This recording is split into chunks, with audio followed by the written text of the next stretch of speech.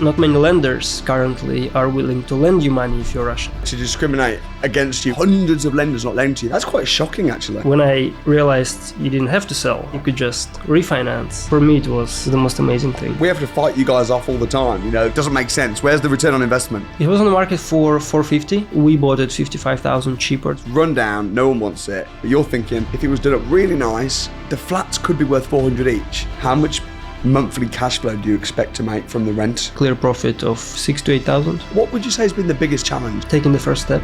What was the first step?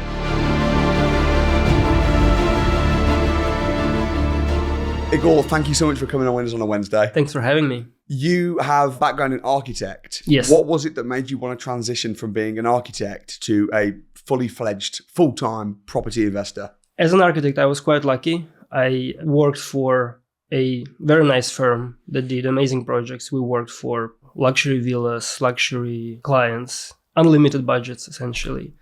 Kind of like a dream job as an architect to do. But there was always like a freedom. Like you always work for someone and you never actually fully, express your creativity because you're always limited by the client's brief, by, other issues. And even though it was very, fancy kind of job, lots of, business trips, traveling to Milan, to Geneva, to Toronto. I've been flying all over the world overseeing the projects.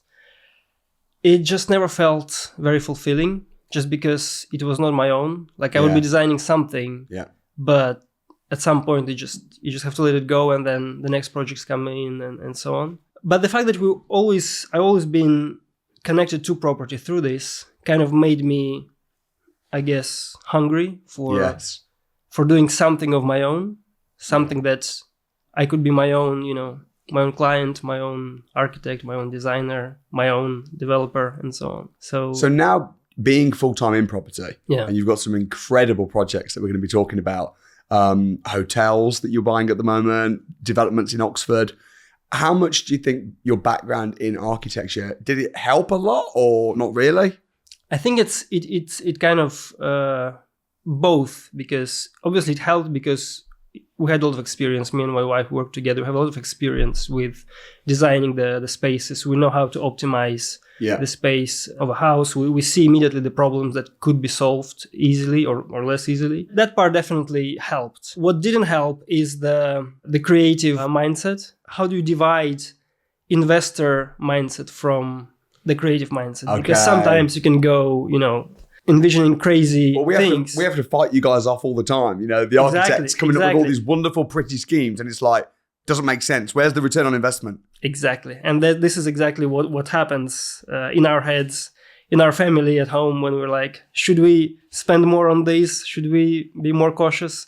So I think that it kind of goes both ways. So we're learning as we go. We're learning to find the good balance between, the investor, the business mindset, and the creative mindset. I think there's so many property professionals as well, not just architects, but also builders. They're working all day on other people's projects and they've got a desire to do it themselves. But transitioning from doing it for somebody else, even if you're doing it brilliantly and you're really well paid, and I know you had a very good job and you were paid well and you were doing amazing things, but estate agents, architects, property accountants, there's all these consultants and specialists. How did you transition from that to actually going fully fledged and now being financially independent as a full-time property investor? It's been brewing for a long time, the desire to move into property. Yeah. We actually bought a small apartment a few years ago in Milan, which we use as our sort of own pied-à-terre, but also it was rented out on Airbnb all the other time. So it was the first sort of taster, which we did. Really loved it and started to look at properties here in the UK. On one of my business trips, my wife sent me your YouTube video when you talked about BRR, and I was like, man, is that even possible? And I was sold that same day. Yeah. I flew in from Geneva. Called her straight away. I'm like, we're doing it. And the next day we subscribed to the academy. That's the rest epic. Is history. Yeah. So you were a fast decision maker there then. Just flew in on a flight, joined the academy. I think it was already ripe inside. It's like you just needed this last, push. We wanted to do flips initially. We're like, okay, We buy cheap, we invest, we sell, take the profit, invest to the next one. Yeah. But then when I realized you didn't have to sell, you could just refinance and do the same thing but keep the property. Yeah. For me, it was the most amazing thing. And it's also tax efficient. It is. Talk to me about the strategy then, because there might be architects watching this video right now Yeah. that know all about the design work, but their mind will be blown if they understood the Yeah. basic concept of BRR. So what is it exactly? And then we'll go into some of your deals. So you buy a property cheap, or at least at a good price. Usually it should be a rundown property or a property with some problems that maybe deters other buyers or other investors. You buy a property with a problem, you solve the problem, you either modernize the house, maybe you extend, maybe you add extra square footage, maybe you solve some structural problems, something that you know how to solve. Mm-hmm. And this instantly brings the property value up. So unlike, for example, the stock market, which we will probably talk a little bit more, you kind of invest and you wait for it to grow, and then it can fall down. It can, the value can fall, it can raise, and it doesn't depend on you. Yeah. Whilst with BRR, you're the one making the value of the property go up. You're the one investing your experience, your funds, your knowledge into solving the problem and making the property much more expensive, which is great for you. Then you rent it out either as a HMO or service accommodation or even buy to let, and then whatever you're getting from it covers the mortgage, and you're left with some cash flow and a chunk of money which you can use for the next project. And then you just recycle it. And you recycle it. It's funny because I remember in 2020, beginning of 2023, property prices were falling, and I did a video and I said, my prediction is that in 2023, house prices are going to go up by 25%. And everyone was like, that's not going to happen. All the economists are saying house prices are going to drop. And then I put a caveat to it and said, I'm not talking about all houses. I'm talking about my and my students' houses, because we're not going to rely on the economy. We're not going to rely on natural capital appreciation. Yeah. We're going to force the value up. And you've certainly increased the value of your property by 25%. You've also had a lot of setbacks in your business. Where were you from originally? Where's the accent? From Russia. From Russia. How's it been as a Russian man or a Russian couple, because you and your wife are in the business together, being a property investor? Has there been any challenges or setbacks as a Russian person? Entry phase, when we were looking for property, when we were buying property, there was no issues. I mean, maybe some agents would ask for some extra, paperwork to prove source of income, stuff like that. But nothing that really scared us at the beginning.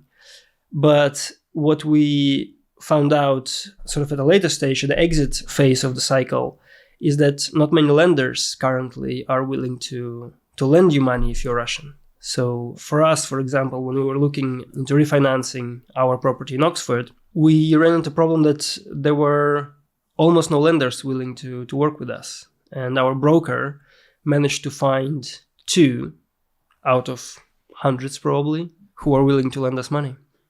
So is that because you're buying in the UK and you live outside? Or is that because they're targeting you just because of the political things that are going on in Russia? Well, I think obviously, we live here, we don't live outside, we live in the UK. Our kids go to school in the UK. Our life is here. We've been living here for many years now. How long have you lived in the UK? 5 years. Yeah. The war, obviously, is the factor that... So if you were from Poland, you think it would be okay? I hope so. I hope for Polish people that they're fine. Yeah. How did that make you feel? That would have angered me for sure. I'd have been thinking, to discriminate against you when you're, got money, good job, good project, good property here in the UK with kids, but just because of political reasons, they're just like, actually, no, hundreds of lenders not lending to you. That's quite shocking, actually. It did anger us for a little bit, but then, when you're Russian and you live in the Western world, you have to grow a thick skin because you kind of get used to, people looking at you in a different way. So yes, it did anger us, but it also gave us, I think, more encouragement. Okay, then there's more reasons to make it happen. We have to make it happen. We have to sort of not necessarily prove it to other people, but more like prove to ourselves that we're the same people. We're worth working with us. We're worth building business with us. So, yeah. 100%. Well, I'm glad you managed to get through it. And who was the broker then that you used? We found, through recommendations, we found a broker who specializes in sort of this type of residential to commercial types of situations. Sure. So right now you're buying a lot of different types of properties. I wouldn't say a lot, but we're buying some. Wow, some pretty big juicy ones though. I mean, you've got, where's the hotel that you're buying at the moment? We are buying a hotel in Bath, so that's going to be pretty excited. That's really exciting. Yeah. And you've also just refinanced last week one of your Oxford BRRs. We haven't refinanced yet, but we got the valuation last week. From the lender? From the lender, okay. Yes. From the lender. And we are going to be refinancing and putting it straight into the next project also in Oxford. That's beautiful. Yeah. Talk to me about your first project then, how you found it, what the process was, the lessons, and... many lessons. Yeah. Found it by chance. We were looking at a different property on a parallel street to it. It was an auction. A few days earlier, we visited just to see the area, to understand whether it's a good area to invest and stuff like that before actually committing to auction. And we were just passing by and saw a sign on another property that it was for sale. So we contacted the agent, managed to secure a viewing, I think same day whilst we were there, looked at it, loved it, decided to wait until the open house on that auction property, went to see the auction property, didn't like that one, but that first one we decided to go for, and we put an offer forward, cheeky offer, way below the asking price. What year was this?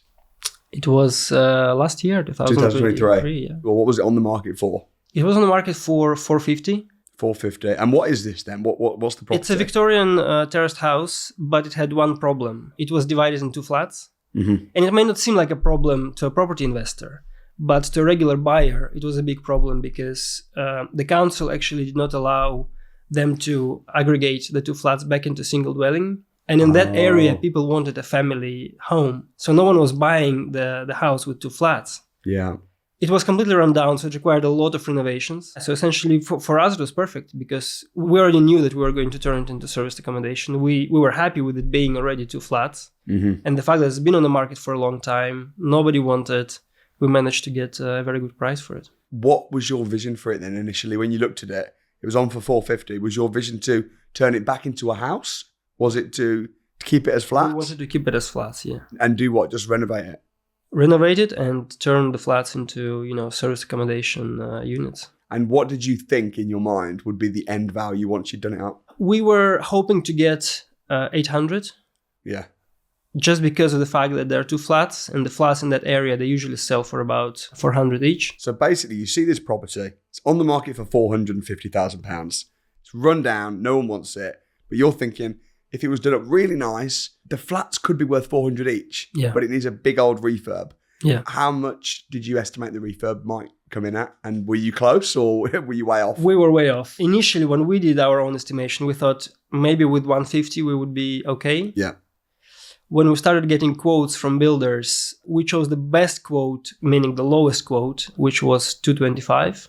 Yeesh. And it was not even there. The final price, the final sort of, if you count everything, all the bills we paid, all the, legal fees, professional fees, the planner fees and stuff like that, we're roughly around 300. Wow. The cost of refurb. That's a big old refurb. It was, yeah. I bet you couldn't resist going to town on that refurb a little bit though. Like I've not been, I'm coming out to the house soon. I've not been there yet, but I just know it's going to look bang in that property. We invested all our heart and soul into it. Mm-hmm. Probably even a bit too much of it because being the first project, you wanted to be your little darling, Yeah. We nearly did it as if we were doing it for ourselves. Yeah. I guess. That's nice though. No, yeah. I mean, like I said, what we were talking before, there are two mindsets, right? There is an investor mindset and there is a creative mindset. So this was where the creative part kind of took over a bit more. Is there an overlap though, do you think, between the creative and the investment? I think you need to find a good compromise. I think so. And I also think it depends where you're investing in. Like if you're in, no offense to Liverpool, but if you're in Liverpool, in Bootle, where houses are only worth 100 grand max in a particular street, I'm going to get death threats now from everybody that lives in Bootle, Liverpool. But if the ceiling price is 100 grand and you buy a house for 50,000 and you know that the refurb needs to be 25 grand and then you're going to refinance it at 100, you can't be getting carried away with that refurb. You can't be thinking, oh, I want tiled bathroom. No. You can't be thinking, oh, actually that kitchen, a Wix kitchen. Do I really want a Wix kitchen? Oh, I want an island kitchen. No, because the end value is 100 grand. Whereas when you're in an area where the ceiling prices are higher, you're in a nice part of Oxford, for example, then you can afford to have a bit more creativity and have more fun with it. And this is one of the advantages to investing in more affluent areas. Yeah. Whereabouts in Oxford is it? It's just off the train station, maybe like 5 minutes from the train station. So it's central Oxford. Pretty central, yeah. Yeah. It's a bit away, but it's walking distance, 10 minutes probably from the city center. Do you think the owner that sold it cheap and had it on at 450, do you think they knew that this property was an absolute wreck and that's why they were selling it so cheap? Yes, first of all. And second, I think they get tired of nobody wanting it. Yeah. It's been on the market for nearly a year. Oh, wow. Yeah. And they've reduced a couple of times. So What did it start at? Do you know what the start? I don't know what they started at, but the fact that we bought it 55,000 cheaper than asking price means they were pretty... So you got it for what, 395? 395, yeah. That's a good price. So let's look at the figures then. So you bought it for 395. You spent 300 in total, including stamp duty, legals, all your fees. So in total, that's about 695. What was the... last week you had it you had it revalued by the refinance company. Yeah. What did it come in at? 820. Very nice. So the profit on it is 125. 125 grand profit. So when you refinance, how will it work? How do you refinance after buying? We are doing a bit of a staggered process now. For the next property that we're buying, we're taking a bridging loan using that first house as a security. Nice. So first we're taking the bridging to fund the purchase of the next property. Then once our first property is completely done, which is we're still doing snagging and a few things, but we just needed to get money quick, we'll start the refinancing process through a standard long-term mortgage. Once we get that, we'll cover the bridging and we'll end up with 2 properties essentially. So you're leaving it almost unencumbered for a bit. Yeah. With no mortgage on it, just so you can use it as collateral to get bridging to buy another one. Exactly. I mean, I know there's a lot of people, even on the academy, that just have one property that they permanently leave unencumbered. And that's their property that they just keep, they'll get a bridging loan against it to buy a property and they can get it quick. Yeah. And rather than having to apply for bridging for this property and having loads of surveys and checks and take forever, they'll get a hunter's license and say, well, I've got this property, it's unencumbered. I want a bridging loan now. Yes. Boom, buy, fix up, refinance, and then they'll just keep using the property again and again and again and again. So I guess that's the advantage of utilizing debt. Were you scared getting bridging loans? And very scared. I've never had any type of loans in my life. I have a minimal credit card. Always used to live from what you earn. You live of that. So for us to go the route of actually getting the debt, it was pretty scary. But the more we sort of entering, the more we understand the actual potential of it. Because if it's a good debt, you can just grow your portfolio much faster than you would with just your own money. How are you navigating through interest rates being so high? Because this Oxford property, if it's coming at, what was it, 820? Yeah. £820,000. When you do refinance that, that's going to be a mortgage of what, 600 grand? Yeah. So you'll get most of your money back. Will you get all of it back almost? Most of it. So you'll pull out most of your initial funds.